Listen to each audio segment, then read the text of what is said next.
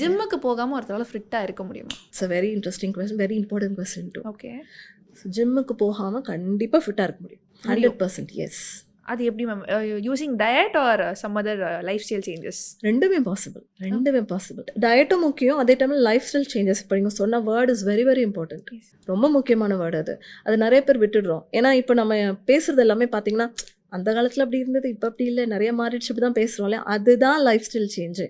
Life style change ஆகிட்டே இருக்குது. So அப்போ அந்த லைஃப் ஸ்டைல் சேஞ்ச் ஆகிடுச்சு, நம்மளால் மாற்ற முடியல.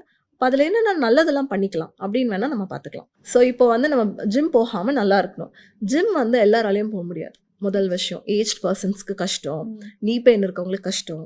ஸோ என்னோட கிளைண்ட்ஸே சொல்லுவாங்க, ஸோ ஏதாவது ப்ராப்ளம் இருக்குது அப்படின்னா ஜிம் போக முடியாது, வாக்கிங் கூட போக முடியாமல் இருப்பாங்க.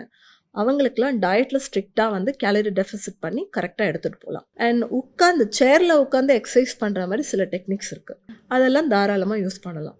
ஸோ ஜிம் போனால் தான் வெயிட் குறையும் அப்படிலாம் கிடையாது.